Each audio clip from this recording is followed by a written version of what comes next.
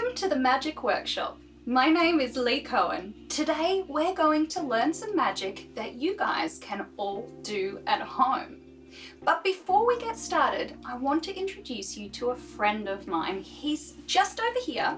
His name is Norman, and he is my best bunny friend. Isn't he cute? He's so fluffy. Oh, you guys are a little bit confused, but it's okay. Just give me 1 second here. Norman is a very magical, very experienced, professional magic rabbit. Look, he's got the long ears and the fluffy little nose and furry feet. Isn't he adorable? Well, I don't think that these are really fooling any of you, but you see, it's actually Norman's dream to be a bunny. So what I was hoping is that all of you would help us with a magic word to see if we can make Norman's dream come true today. On the count of 3, if you can all wiggle your fingers and say abracadabra, hopefully the magic will work and Norman's dream will come true. All right, here we go. 1, 2, 3, abracadabra! Ta-da!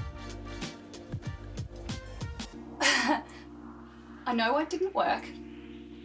Now I know that it might feel a little bit silly doing this through the screen, but it really only will work if everyone watching yells out abracadabra and wiggles your fingers to make some magic happen and turn Norman into a bunny rabbit for real.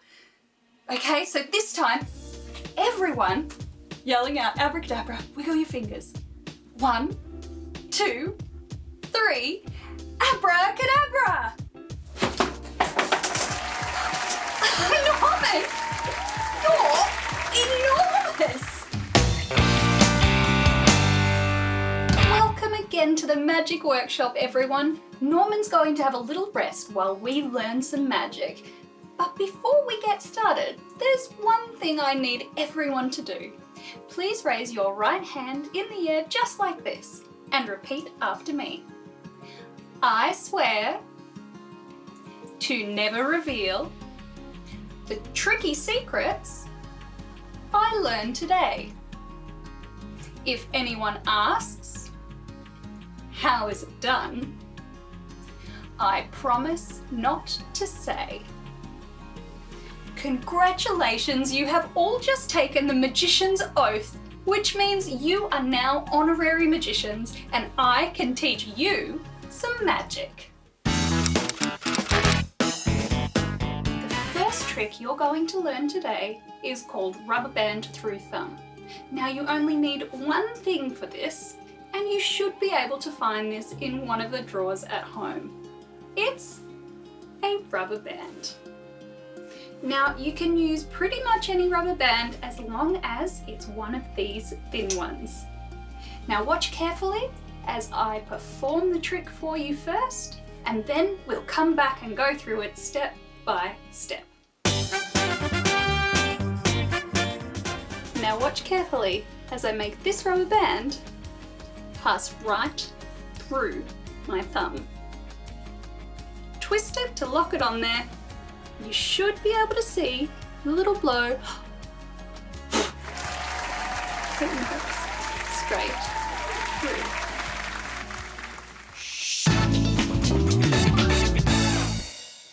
Alright, here's how it works. Take your rubber band, give it a little bit of a stretch, and place your thumb through the hole from the bottom. Then place your fingers through the hole from the top. Now you can do this either way around. It works both ways, so it doesn't matter if you're left-handed or right-handed. Now, once you're in this position, so thumb through from the bottom, fingers from the top, twist away from yourself so you create a figure 8. Then take your third finger and loop it in you the piece of the rubber band that's furthest from you. Once you've done that, twist your hand back towards yourself. So it should look like this. Now, once you get to this point, what you're going to do is put your thumb into this part of the loop of that other twist, which means you'll have an extra little loop hanging down the bottom. Now, the audience don't see that loop. That's what you want to keep hidden. And don't pull too hard at the top, because if you just pull on that, this loop will go straight through your thumb right away before you're ready for it to. So don't pull too hard, keep that just there, release that underneath so that you wind up with kind of a little loop knot at the bottom. It's not really a knot, it's just kind of held in place there. And remember before, we had that hidden so the audience couldn't see. But you can see that. That's what's happening behind the scenes. All right, and then when you're ready, you just give it a little blow. I'll show you what it looks like when it goes through. A little pull and a tug, and it goes straight through. Our next trick is called the magic coin trick. I have a 20-cent piece and a piece of paper with a hole cut in the center. Now, this 20-cent piece is actually bigger than the hole, so you can see that it can't fit in the hole. If I use my magical abilities, place the coin inside, you can see that it can't pass through, at least not until I use the magic word, abracadabra.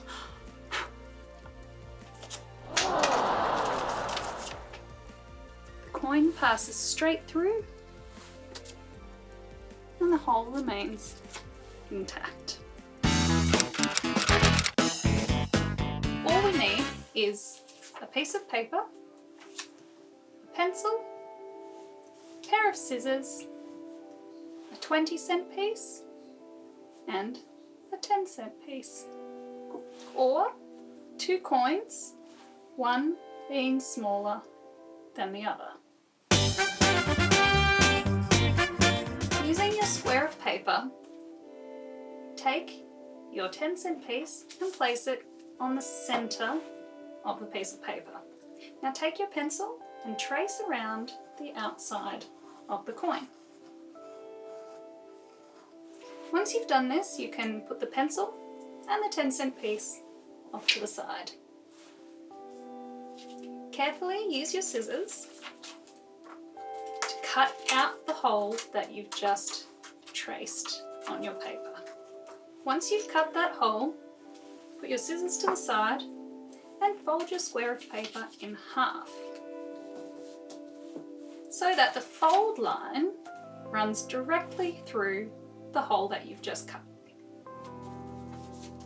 Now, holding that paper folded together, drop your 20-cent piece into the center, say a magic word, abracadabra, give a little blow, and here's the part that makes it work. Now this works with one little move. When you drop that 20-cent piece into the center of the paper, it truly can't fit through that hole. At least not yet. What's really important is how you hold the paper. With your thumbs on the corners, closest to you, your second finger on the other side there, in between the 2 halves, and then your third fingers holding the corners on the other side. So you should have thumbs, then a piece of paper, then second finger, then another piece of paper, and then your third fingers, and squish those all together.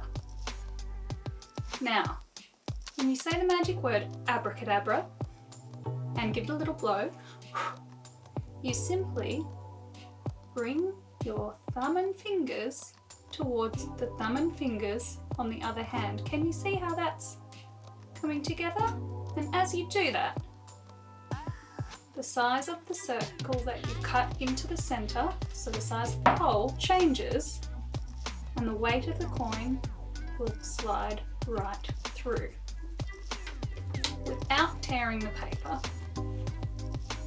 and remaining a hole that is smaller than the coin that just fit straight through it. Now this effect uses a deck of cards and a volunteer from the audience. Now Norman has kindly offered to be our audience volunteer today, so we're going to give him the best seat in the house so he can see everything that's happening and help us out along the way. Now we've got our deck of cards and we've invited our volunteer up onto the stage to assist us. So Norman, all I need from you is to choose a card and take it out of the deck. Don't show it to me. You can show the audience if you like, but just choose one card and remove it from the deck. Thank you very much. All right, we'll show everyone what your card is, and you can have a look as well. I don't want to see it. And we'll place your card on top of the deck. Now Norman, so that your card gets lost somewhere in the deck, we'll cut not once, but twice. So there really is no way for me to know where your card is. And I didn't look at it, so I don't know what it is. All right, now what I didn't tell you all is that I have developed a very special magical ability. I can make one card flip inside the deck so that it faces the opposite direction. Now Norman, you chose one card, and I'm going to flip one card. All it needs is a little magical gesture. And it's done. Oh, you want to see? We'll show you, Norman, and everyone else as well. See? One card. One card has flipped up the other way to all the other cards. It's the Four of Hearts. Norman, can you see that? The Four of Hearts. Oh, of course, the Four of Hearts wasn't actually your card though. The Four of Hearts is the card that tells me something about your card. And because it's the Four of Hearts that I've flipped over, that must mean that your card is 1, 2, 3, 4, the Eight of Clubs. Norman, your card, the Eight of Clubs. Now for the explanation. All you need for this effect is one deck of cards. You may have some cards lying around the house. Those will be fine to use. Otherwise, you can pick up a deck of cards from a supermarket, an office supply store, a newsagent, or a $2 shop. Take your cards out of the box, put the box to the side, and look through your cards until you find the Four of Hearts. Take the Four of Hearts out of the deck and then count 3 cards from the bottom. 1, 2, 3. Place the Four of Hearts in the 4th position from the bottom. So 1, 2, 3, 4. Now turn the Four of Hearts over so that it's facing the opposite direction to the rest of your cards.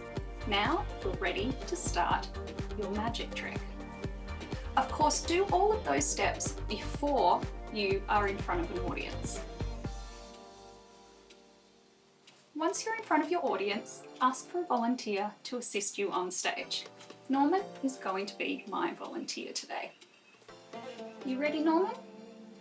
He's ready. Once you've invited your volunteer up onto the stage, show the audience that you have a deck of cards by spreading a few of the cards on top of the deck, just to show that they're mixed up. You don't need to say that, just give them the impression by spreading a few cards at the top, being careful not to spread all the way down to the one that's facing the opposite direction. Here I have a deck of cards. Next, ask your volunteer to choose a card. It's very important that you tell them not to show you the card. They can show the audience, but not you. Please take a card out of the deck. Don't show it to me, but you can show the rest of the audience. That one there? So Norman has chosen his card. He doesn't show it to me. Of course, your volunteer will have some hands, so they'll be able to do this for themselves. They show the card to the audience, they look at it themselves, but they don't show it to me or to you as the magician. Next, ask them to put their card on top of the deck. Now you'll cut the cards so that their card gets lost in the middle.